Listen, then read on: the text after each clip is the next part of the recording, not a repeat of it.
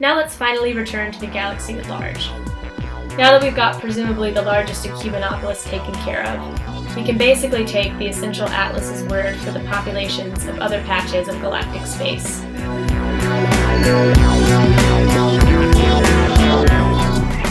the other hand, we still have some ecumenopolises to take into account. According to a list from both the Canon and Legends tab of the Wikipedia page on Ecumenopolis, we get Coruscant, Dinon, Nar Shaddaa, Alsakan. Even down here we have Trantor, which came from the Legends tab. I'm pretty sure Trantor comes from Isaac Asimov's Foundation series, which is a totally different science fiction universe. I don't know how it got transported into the Star Wars universe, but that's pretty interesting, to be honest. So anyways, if you add all these guys up from the Canon and the Legends, you get 20 ecumenopolises in addition to Coruscant. Given that some of them are moons and have varying city heights, most of their populations are going to be below that of Coruscant. But nonetheless, this gives me cause to add another population category above the highest in the Atlas, which is at 500 billion plus. The new category is just for ecumenopolises, and I'm going to put it at 10 trillion to 4 quadrillion beings. That's kind of a huge span of populations, but it covers ecumenopolises on Earth-sized planets with fewer than 20 levels on average, to Coruscant's population. In the interest of a broad estimate, I'm going to multiply the remaining 20 ecumenopoli, not including Coruscant, by the average of that population category, 2 quadrillion.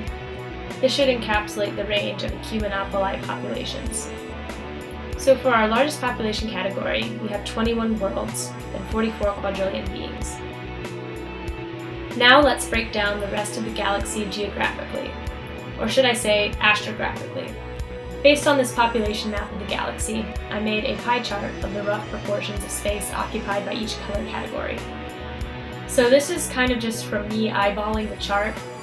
I could have been more precise in terms of measuring out the differently colored spaces. If someone wants to do that, go for it. But just based on my rough estimate, I would say that the 3 smallest population categories correspond to the 3 highest astrographic space chunks at 26% per chunk. And the core worlds and ecumenopolis worlds will take up the last 22% of the galaxy. To find population, we will multiply each astrographic area percentage by the stated Canon number of habitable star systems, which is 3.2 million systems out of a galaxy of around 400 billion stars. These numbers come from Star Wars: The Visual Encyclopedia. Alright, so let's begin. Going down the line from the most populated to the least populated. Red category, we have 100 billion to 500 billion in population, although I'm going to actually adjust that from 100 billion to 10 trillion in order to match up with the top ecumenopolis category. So the average is 5 trillion.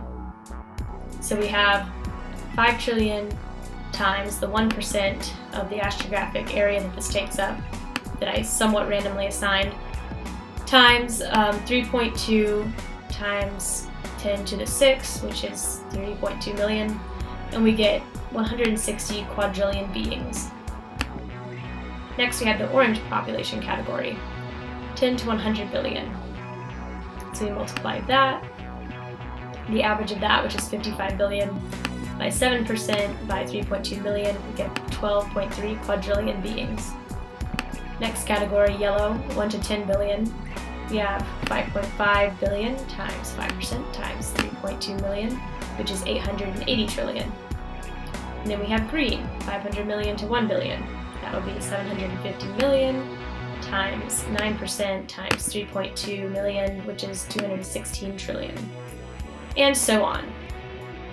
So for blue category, we have 250 trillion, indigo, 45.7 trillion, and finally violet at a measly 4.58 trillion beings for the most sparsely populated parts of the outer rim. Now we can add all of this up. So when you add up all of those population categories, you get this huge number which breaks down into 218 quadrillion beings for the entire population of the known galaxy, which is pretty much all of the areas either under imperial jurisdiction or under Imperial influence. This also includes Hutt space and various planets from Star Wars Legends and canon that aren't huge players in galactic politics, but are still on the fringes in our known systems. So this is pretty much, not including the unknown regions, the galaxy's population, 218 quadrillion. So think about this. Coruscant, at 4.12 quadrillion beings, makes up about 2% of the known galactic population. The 5 lowest population categories, yellow through violet, don't even equal half of Coruscant's population combined. This should highlight the incredible weight that Coruscant holds in galactic culture, and also highlight the relative obscurity and sparseness of everything past the galactic core systems. Even the vast majority of systems in the mid-rim are relatively insignificant. So this brings up a lot of questions about how politics and economics work in the Star Wars galaxy, which we will be discussing in upcoming videos. For instance, for a galactic senator, how many stars do they have jurisdiction over? How do they divide up the population? Do they do it based on astrographic space occupied, or do they do it by population? Because that would leave planets like Coruscant with proportionally so many more senators than a place like Naboo, for instance. But that doesn't seem to be the way that the Galactic Senate functions. A lot of this, of course, will be speculation. Some of it will draw from legends and canon, and it will just be a fun exploration of exactly how this galaxy could work if it existed. So thanks for listening. See you next time.